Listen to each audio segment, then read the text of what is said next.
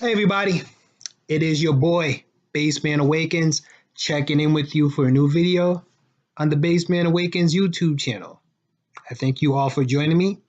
Remember to like, share, and subscribe.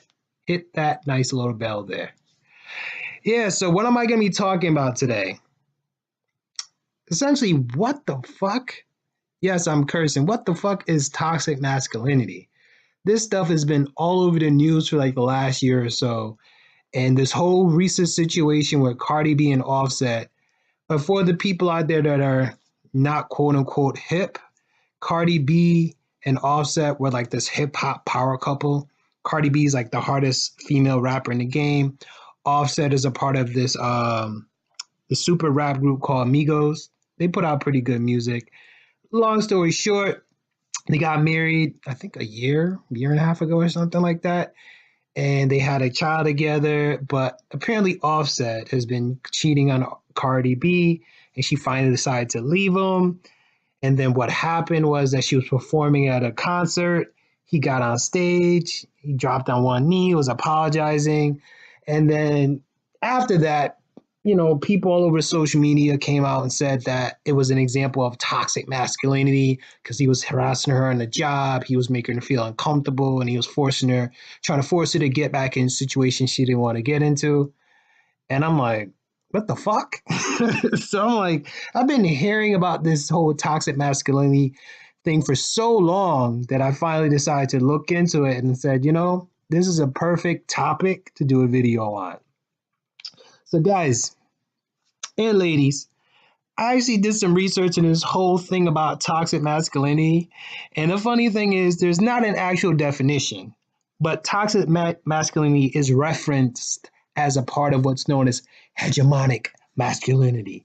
And hegemonic masculinity is basically a practice that legitimizes men's dominant position in society and justifies the subordination of women and marginalizing other ways of being man. So basically, if you're a feminized man, then you're not really a man.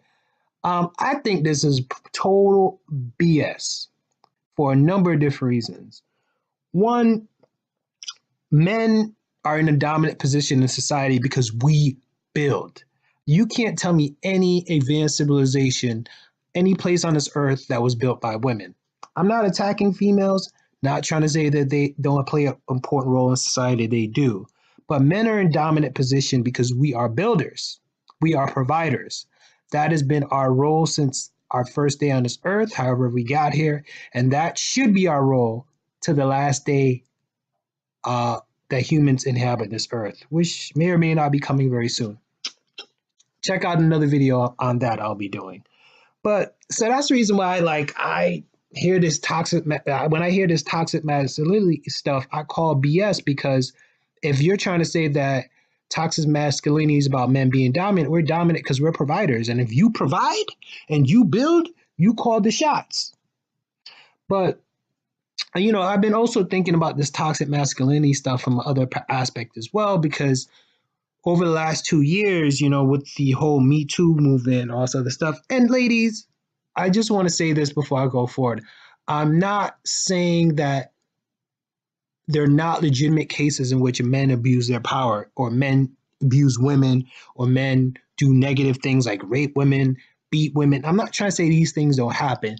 They do, but that's not a reflection of toxic masculinity. That's a reflection of that individual man, his behavior, in the context of that situation, which we don't, which means everybody other than the two people who are involved, or the people that are involved in the situation, know exactly what happened, right?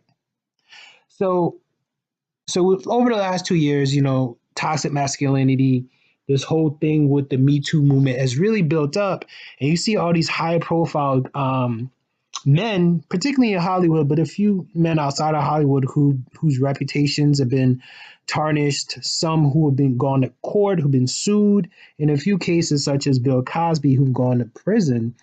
But the funny thing is, I think there's also a racial aspect to this, and I'm pretty sure you guys didn't want to. Some of you people didn't want to hear it, but I truly believe so, because if you take a look at the fallout of these men who truly been affected by it, Outside of like Charlie Sheen, who was like going after little boys, and the same thing with that guy from House of Cards, again, who was going after little boys.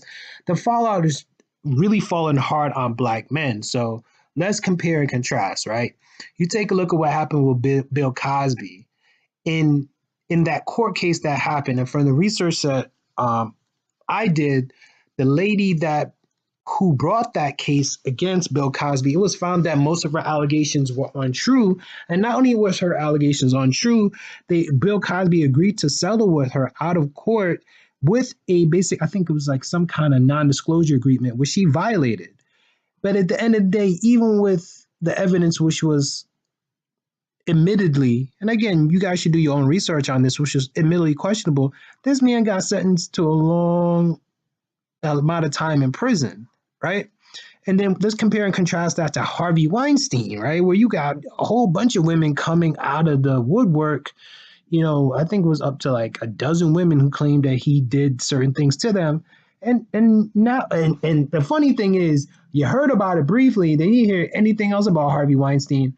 And the last time I checked, I think this is like early fall, that the NYPD basically said they didn't have enough evidence to basically carry the investigation forward. And I'm like, what? And of course, some of you guys might look at it and say, here base man goes bringing that racial aspect into it.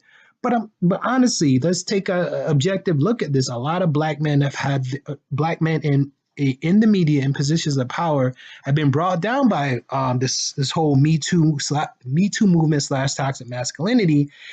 At the same time, I hear these white guys being accused outside of messing with little kids, and they still around. They're still moving around. And their careers and their reputations haven't been destroyed at all.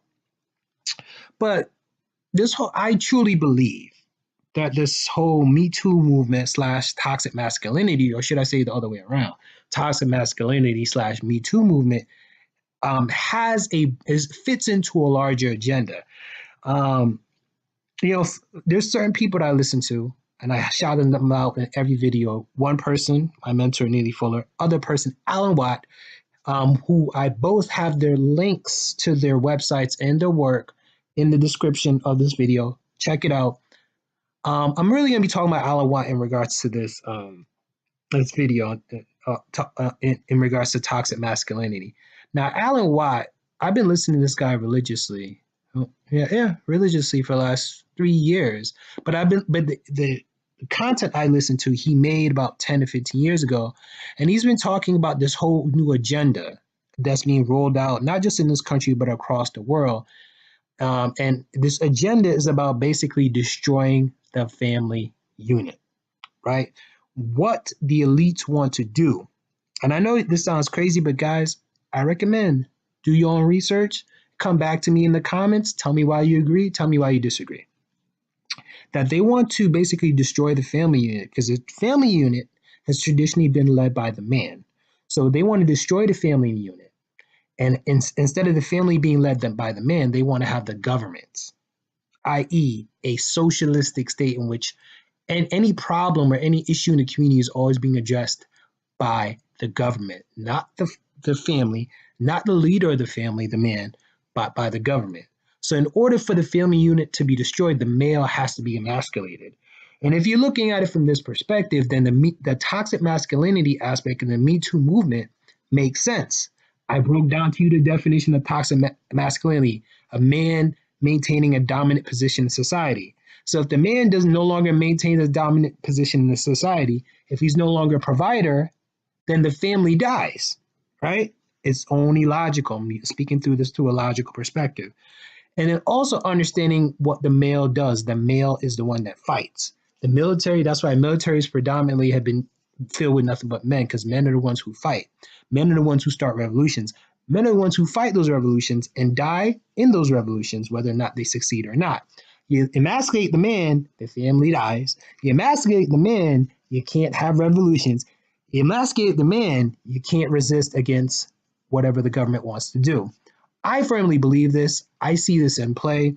And another aspect of toxic masculinity is that you're also encouraging women to become men. So you emasculate the man and you start telling women that they should start to behave like men. And there's a fallout to this. because men and women are different. Masculine and feminine energy put together brings balance. But when you're masculating the man, you're destroying that his ability to bring balance to the situation. When you're telling the woman she can do anything that a man does, and in certain situations that's not true, and that she should start to behave like a man, you're also destroying the ability for her to bring balance to this. And there's definitely been a fallout, man. I mean, you take a look at it, there's been drops in the marriage rate. You take a look at how men and women interact. The dynamics, particularly in this country, sucks. Men and women are at each other's throats. Even when they're in relationships, they don't support each other. The woman's constantly trying to like compete with the man. The woman's constantly emasculating her man. Like I see that at play. Now in the relationship I have with my fiance, we don't play like that. We are very traditional, masculine and feminine roles. I am the leader. She follows my lead. I listen to her input, but she follows my lead and it works well for us. And it's kind of interesting because she's very happy in the relationship she's in. I can't say that for most of her friends. Please check out the last video I did about whether or not the church keeps women single, because I talk about some of this stuff in more detail. And then also, even when I go to work, I notice the most miserable women I run into are these so-called career women who supposedly got it all together. They got it all, but the one thing that they don't have is a man, right? Because at the end of the day, no matter what society tells you, it doesn't remove your biological imperative. The biological imperative for a man is to be a provider. The biological imperative for a woman is to basically nurture, raise kids, have kids, and together men and women are supposed to bring balance, and that balance is with raising healthy children and a healthy society. Those are my thoughts. That is my conclusion. This is Baseman Awakens. Like, share, and subscribe. Tap the button and check in with me for the next video.